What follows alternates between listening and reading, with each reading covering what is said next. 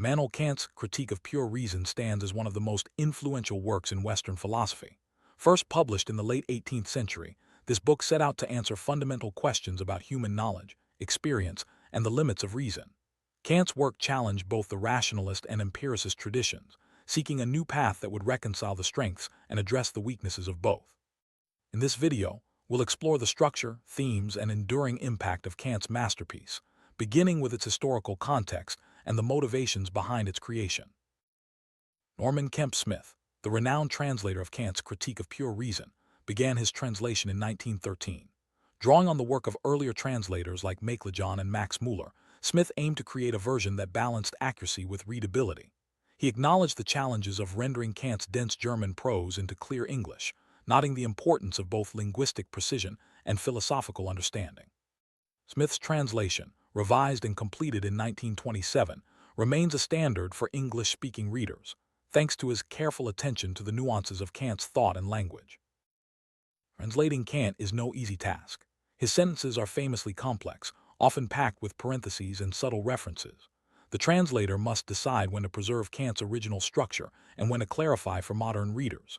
Kemp Smith discusses the difficulties of German idiom, the use of obsolete genders, and the need to sometimes break up Kant's long sentences for clarity. Despite these challenges, Smith's translation strives to remain faithful to the original, while making Kant's ideas accessible to a wider audience. Over the past century and a half, scholarship on Kant's Critique of Pure Reason has grown immensely. New editions, such as Dr. Raymond Schmidt's invaluable restoration of the original texts, have made it easier for translators and scholars to compare the first and second editions. These critical editions help clarify Kant's intentions and highlight the development of his ideas. The ongoing study and interpretation of Kant's work continue to shape philosophical debates and inspire new generations of thinkers. Kant's Critique of Pure Reason is meticulously organized. The book is divided into two main parts, the transcendental doctrine of elements and the transcendental doctrine of method. Each part is further subdivided into sections, chapters, and subsections, covering topics such as the distinction between pure and empirical knowledge, the nature of space and time, and the principles of pure understanding. This careful structure reflects Kant's commitment to systematic philosophy and his belief that reason must be critically examined in all its aspects. In the preface to the first edition, Kant addresses the peculiar fate of human reason. He observes that reason is compelled to ask questions it cannot ignore, but also cannot answer. This predicament arises not from any fault of reason, but from its very nature. Kant sets the stage for his critical project, to examine the faculty of reason itself, determine its limits, and establish the possibility or impossibility of metaphysics as a science. Kant describes metaphysics as a battlefield of endless controversies. Once regarded as the queen of the sciences, metaphysics had fallen into disrepute by Kant's time, plagued by dogmatism, skepticism, and confusion. Kant argues that the time is ripe for a critical examination of reason itself, to establish a tribunal that can distinguish legitimate claims from groundless pretensions, not by arbitrary decree, but by reason's own laws. Kant famously declares that his era is the age of criticism. In this spirit, he insists that everything, religion, law, and science, must submit to the tribunal of reason. Only through critical examination can we distinguish genuine knowledge from illusion. Kant's project is not to critique books or systems, but to critique reason itself, especially in its pursuit of knowledge independent of experience. Kant's critical philosophy is a call for reason to undertake the most difficult of all tasks, self-knowledge. By examining its own powers and limitations, reason can avoid the errors that have led to confusion in metaphysics. Kant's method is systematic and exhaustive, aiming to address every metaphysical problem and provide the key to their solution, or at least the means to approach them critically. Kant emphasizes the need for completeness and certainty in philosophical inquiry. He rejects mere opinion and hypothesis, insisting that a priori knowledge must be absolutely necessary and serve as the standard for all certainty. Kant's rigorous approach demands that every claim be justified by reason, and that the principles of pure reason be examined in their entirety. One of the most challenging sections of the critique is the deduction of the pure concepts of understanding. Kant distinguishes between the objective validity of these concepts, how they apply to objects, and their subjective origin in the faculties of the mind. The deduction is central to Kant's project, as it seeks to show how a priori concepts can have real application to experience. Kant acknowledges the importance of both logical clarity and intuitive illustration in philosophy. While he provides rigorous conceptual analysis, he admits that examples and illustrations are sometimes lacking in his work. This is partly due to the complexity and scope of his project, and partly because the critique is intended for serious students rather than popular audiences. Kant envisions metaphysics as an inventory of all our possessions through pure reason, systematically arranged. Unlike empirical sciences, metaphysics deals with knowledge produced entirely out of reason itself. Once the common principle is discovered, nothing can escape reason's scrutiny, and the unity of this knowledge makes completeness both possible and necessary. Kant expresses his hope to produce a metaphysics of nature, a system derived from pure concepts and uninfluenced by experience. The critique serves as a propedeutic, clearing and leveling the ground for this future work. Kant asks his readers for patience and impartiality, as the completeness of the system will require further analysis and gradual discovery. Kant notes some typographical issues in the first edition, such as misprints and the arrangement of the antinomy of pure reason in tabular form. These details, while minor, reflect Kant's meticulous attention to the presentation of his arguments and his desire for clarity and precision in philosophical writing. In the second edition's preface, Kant reflects on the progress of reason in the sciences. He contrasts the secure path of logic and mathematics with the uncertain groping of metaphysics. While logic has remained unchanged since Aristotle, and mathematics advanced through a revolutionary method, metaphysics has yet to find its secure path. Kant's goal is to discover this path by critically examining the faculty of reason itself. Kant introduces his famous Copernican revolution in philosophy. Instead of assuming that knowledge must conform to objects, he proposes that objects must conform to our knowledge. This radical shift allows for the possibility of a priori knowledge and explains how reason can establish universal and necessary principles about the world. Kant's critical philosophy concludes that we can never transcend the limits of possible experience.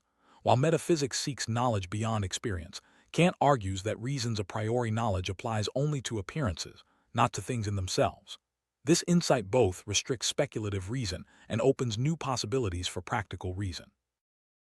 Although speculative reason cannot reach beyond appearances, Kant leaves open the possibility that practical reason, especially in morality, may provide grounds for thinking about the unconditioned, such as freedom, God, and immortality. The critique of pure reason thus clears the way for practical philosophy, even as it limits theoretical claims. Kant's critique is not a system of metaphysics, but a treatise on method. It outlines the plan and limits of metaphysics, providing a framework for future philosophical inquiry. By measuring reason's powers and tracing the outline of a system, Kant aims to establish metaphysics as a science capable of exhaustive knowledge within its proper bounds. Some readers may see Kant's results as merely negative, warning against speculative reason's overreach. However, Kant insists that his critique has a positive value. By removing obstacles to practical reason and clarifying the limits of knowledge, it strengthens the foundations of morality and faith. The critique thus serves both as a safeguard and as a guide for philosophical inquiry. Kant's critical distinction between appearances and things in themselves allows for the possibility of freedom, even as it limits what we can know. While we cannot know freedom as a property of the soul through speculative reason, we can think it without contradiction. Morality, which presupposes freedom, thus remains secure, provided we recognize the limits of theoretical knowledge. Kant extends his argument to the concepts of God and the immortality of the soul. He maintains that while speculative reason cannot prove these ideas, practical reason, especially in its moral dimension, can justify belief in them. Kant famously states that he had to deny knowledge in order to make room for faith, emphasizing the importance of critical limits. Kant argues that a systematic metaphysics, grounded in critique, will benefit future generations. By providing a secure path for reason, students can avoid fruitless speculation and focus on well-established sciences. The critique also protects morality and religion from speculative objections, ensuring their enduring authority. Kant distinguishes between the popular convictions of the public and the subtle arguments of the schools. While metaphysical proofs rarely influence ordinary beliefs, the critique ensures that philosophical inquiry remains rigorous and relevant. The schools must focus on universally comprehensible grounds, while speculative philosophy continues to refine the critique of reason. Kant asserts that the critique of reason, though not popular in itself, benefits the public by preventing the spread of confusion and error. By severing the roots of materialism, fatalism, atheism, and superstition, the critique safeguards both science and society. Governments, Kant suggests, should support the freedom of philosophical criticism for the good of all. Kant distinguishes between the dogmatic procedure of science, strict proof from sure principles, and dogmatism, the assumption that progress can be made without critical examination. The critique opposes dogmatism, not by promoting skepticism or shallow popularity, but by preparing the ground for a thoroughly grounded metaphysics developed according to the strictest demands of system. Kant praises the method of Christian Wolff, the great dogmatic philosopher, for its thoroughness and systematic approach. Wolff's insistence on clear principles, strict proof, and orderly reasoning set the standard for philosophical science. However, Kant argues that even Wolff's method required a prior critique of pure reason to avoid the pitfalls of unexamined assumptions. In the second edition, Kant made improvements to clarify difficult sections, especially regarding the aesthetic, the deduction of concepts, and the proofs of pure understanding. While the fundamental propositions and structure remained unchanged, these revisions aimed to make the work more accessible and address misunderstandings among critics and readers. One notable addition in the second edition is Kant's new refutation of psychological idealism. He provides a strict proof of the objective reality of outer intuition, arguing that the existence of things outside us is inseparably bound up with our inner experience. This argument aims to counter skepticism about the external world and reinforce the foundations of empirical knowledge. Kant emphasizes the organic unity of pure speculative reason. Every part of the system exists for the sake of the whole, and any imperfection or deficiency reveals itself in use. This unity ensures that the system, once established, remains stable and resistant to arbitrary changes, providing a firm foundation for future philosophical inquiry. Kant acknowledges the contributions of critics and fellow philosophers who have engaged with his work. He welcomes suggestions and improvements, recognizing that the exposition of his ideas may still be imperfect. The ongoing dialogue between author and readers is essential for the refinement and dissemination of philosophical knowledge. Kant notes that few have the versatility or inclination to familiarize themselves with a new system. Innovations in philosophy often meet resistance, and apparent contradictions may arise when passages are taken out of context. However, those who grasp the unity of the whole can resolve these difficulties and appreciate the coherence of the system.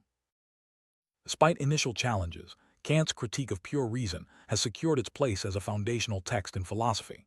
Its influence extends beyond metaphysics to epistemology, ethics, and the philosophy of science. The work's rigorous method, critical spirit, and systematic approach continue to inspire scholars and shape debates to this day. Kant's critical philosophy marked a turning point in the history of thought. By rigorously examining the limits and powers of reason, he laid the groundwork for later developments in German idealism, analytic philosophy, and beyond. The questions he raised about knowledge, experience, and reality remain central to philosophical inquiry. Let's briefly revisit the structure of the critique. The work is divided into the doctrine of elements, covering the transcendental aesthetic and logic, and the doctrine of method. Each section addresses specific philosophical problems, from the nature of space and time to the principles of understanding and the limits of reason. The transcendental aesthetic examines the forms of sensibility, space, and time that structure all our experiences. Kant argues that these are not properties of things in themselves, but forms imposed by our own minds. This insight is crucial for understanding how a priori knowledge is possible and why experience is necessarily structured in certain ways. The transcendental logic investigates the rules and categories that govern our understanding. Kant distinguishes between general logic, which deals with the form of thought, and transcendental logic, which concerns the content and conditions of knowledge. The categories of understanding are the basic concepts that make experience possible. Within the transcendental logic, the analytic explores how pure concepts, or categories, apply to experience. Kant's famous deduction of the categories seeks to demonstrate that these concepts are necessary for the possibility of experience itself. Without them, knowledge would be impossible. The transcendental dialectic examines the illusions and errors that arise when reason oversteps its bounds. Kant analyzes the paralogisms of pure reason, the antinomies of cosmology, and the arguments for the existence of God. He shows how these problems stem from the misuse of reason's principles beyond the limits of possible experience. The doctrine of method addresses the proper way to conduct philosophical inquiry. Kant discusses the discipline, canon, architectonic, and history of pure reason, emphasizing the need for systematic organization and critical self-examination. This section provides guidance for future philosophers seeking to build on Kant's foundations. Kant's critical philosophy is not just a set of doctrines, but a method for approaching all philosophical questions. By subjecting reason to self-examination, Kant provides a model for intellectual humility and rigor. The critique of pure reason remains a touchstone for anyone seeking to understand the nature and limits of human knowledge.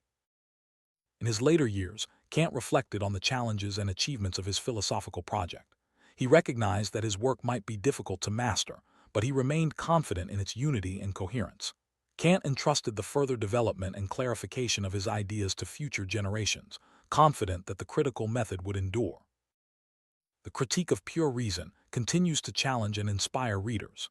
Its questions about knowledge, reality, and the limits of reason remain as relevant today as they were in Kant's time. Engaging with Kant's work requires patience, rigor, and an openness to new ways of thinking, but the rewards are profound for those who undertake the journey. Sum up, Kant's Critique of Pure Reason is a monumental work that reshaped the landscape of philosophy. By critically examining the powers and limits of reason, Kant provided a new foundation for metaphysics, ethics, and the sciences. His legacy endures in the ongoing quest to understand the nature of human knowledge and the conditions of possibility for experience.